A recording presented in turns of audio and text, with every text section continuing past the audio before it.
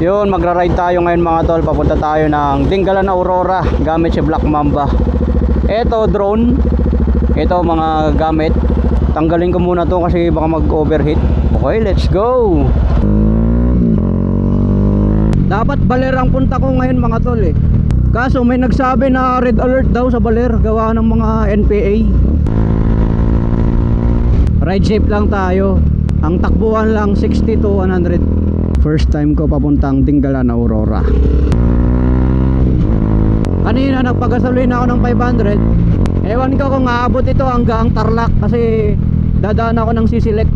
Yan mga tol, daan tayo ng MCX. Yun. Ganitong takbo pa lang 119 na. Overspeeding na agad. Bakit ganun yung ano ko? Card ko. Nilagyan ko ng 1,000 eh, wala nang laman. Maduga ata yung pinaglutan ko nakaraan, hindi ata nilagay yung 1,000 ko ah. Buti na lang matipid sa gasto, kahit magbayad-bayad tayo sa toll gate, okay lang. Okay na, may laman na to. Kating-kati kasi ako mag-ride eh. Matagal na naman bago ako mag-ride, kaya sulitin ko na. Mabilis kasi pumalo ng 80, kaya di mo mamalayan, overspeed ka na. Sarap talaga yung Skyway pag nandito ko sa taas. Grabe ang tok ko. 1:56 PM, papasok pa lang ng NLEX. Grabe talaga, napakainit. Tarlac, napakainit talaga pag nagbiyahe ka ng mga alauna, alas 2. Grabe ang init men. Yung hangin ang mainit, yung singaw. Grabe, pahinga tayo rito.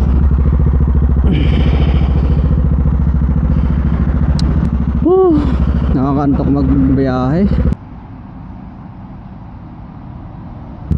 Esitex tayo mga idol. Esitex pa North Tarlac tayo, tapos exit tayo ng Tarlac City. Okay na yung 100 na takbo, mabilis na yan. Ito ang masarap lagyan ng mga kumpanya dito sa Tarlac para hindi magsiksikan sa Manila. Dito na lang lagay yung mga kumpanya. Ang lawak pa ng lupain dito sa Tarlac Tarlac City tayo. Grabe. Pwede palang ano rito, scooter. Ano, NMAX. Pwede pala NMAX dito eh, sa TLLX.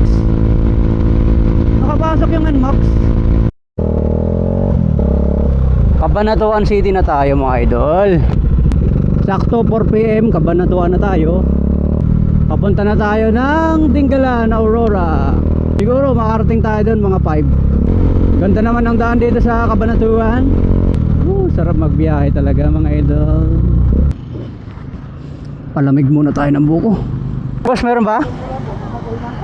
May malamig? Meron po. Malapit na tayo ng Dingalan. Yun, nakapagbuko tayo.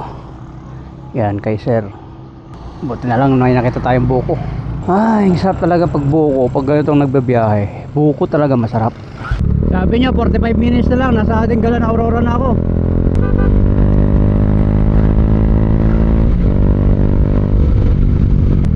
Sarap magbiyahe mga idol. Province na talaga to. Malapit na tayo, Aurora. Ang ganda ng daan nila rito aliwalas ba? Grabe sarap makita yung mga bundok doon Maganda daan nila rito. Panalo. Oops, dito tayo. Pag-abal doon na. Ganda na ng daan men. Uy, tangke na lumipad. Malaking lubak pala yung nandun.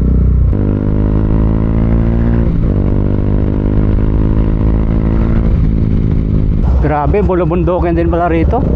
First time natin dito, kaya sarap Talagang pamumugaran ng mga NPA ito pag ganito. Puro bundok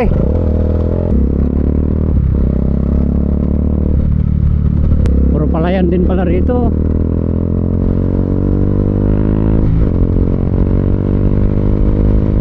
Sabi niya Laur.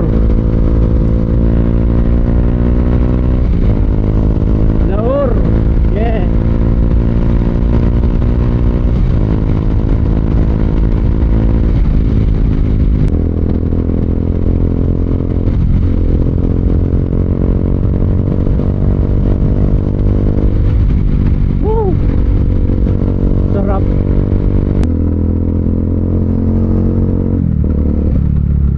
Papunta na tayo sa sulok-sulukan ng mundo.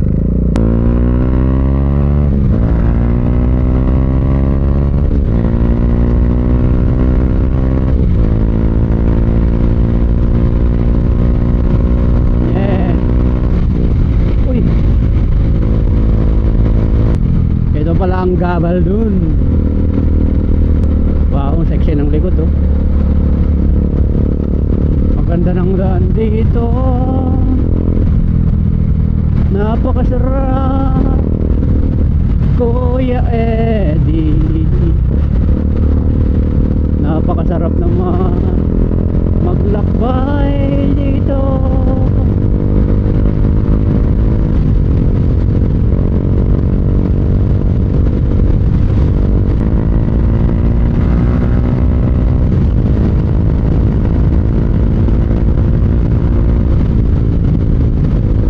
Sarap naman dali ng 1000cc dito. Magagamit ang buong pwersa. Oh, sarap eh. Tanggal ang kate ko sa pagmamotor. Bitin ang Aurora sa akin. Dapat ano, Bicol Sorsogon dapat. Oh man. Ano kaya magandang pasyalan rito? Para bago ako umuwi bukas, makapasyal muna. Kung 1000cc lang tong hawak ko, nako, sarap dito. Pag makakuha ako ng sports bike, daling ko rito. Sarap magmotor dito, patinggalan.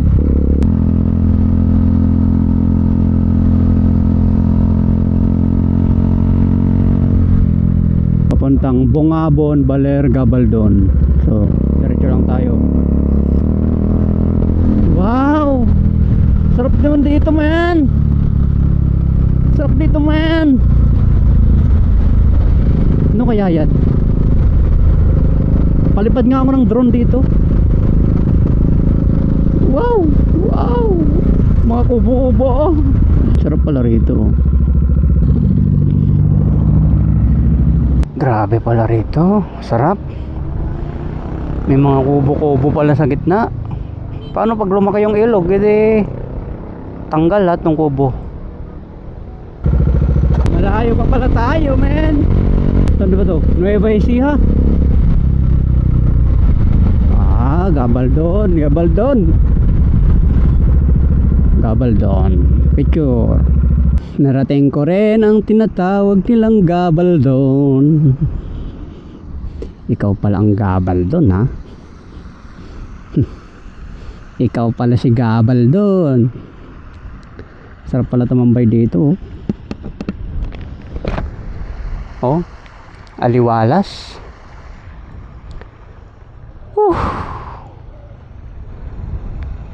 Kaso yung mga ano natin, wala na, kalbo na yung mga bundok.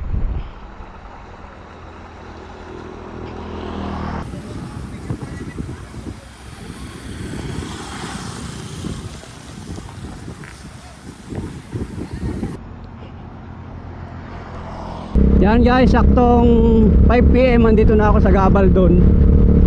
So papunta na ako ng Dingalan, Aurora. Hindi pa ako pagod eh.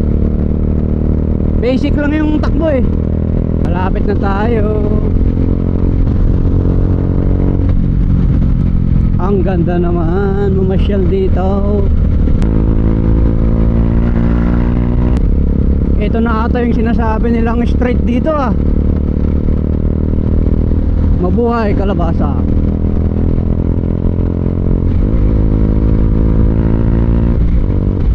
Ito na ata yung straight dito. Ata mga maiksi lang pala to. Ang ganda ng mga bundok oh. Kalbo. Yung mga bundok natin puro kalbo na. Kawawa sa akin ang 400cc. Laging sagad-sagad ang ano.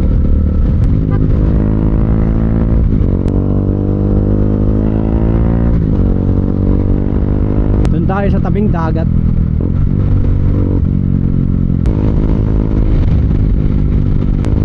Woo!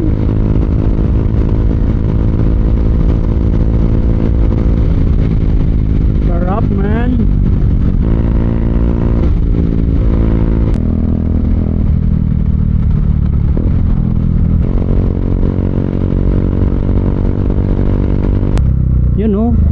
Dito na oh, Dinggalan pala oh.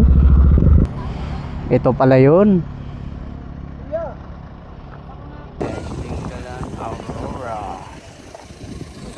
Ito pala ang Dinggalan oh. Ito ang paligid niya. Wow.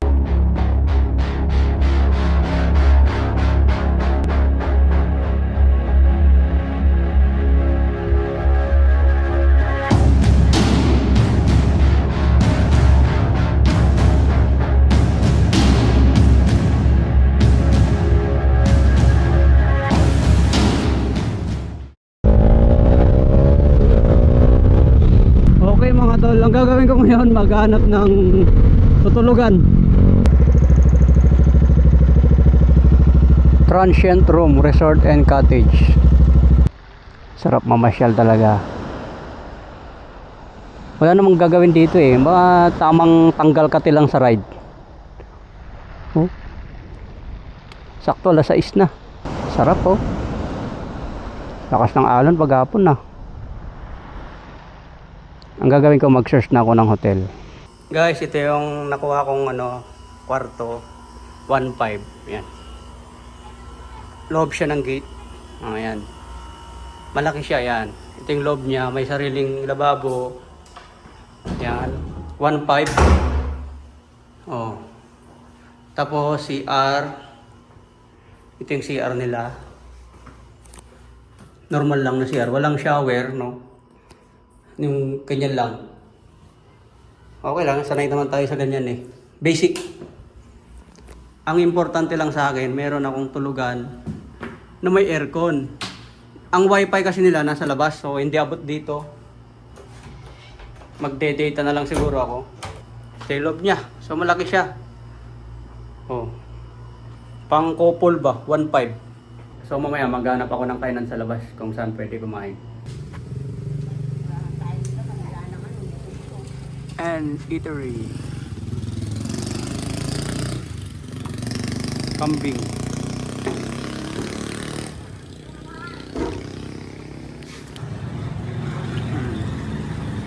Lubong. Bibe.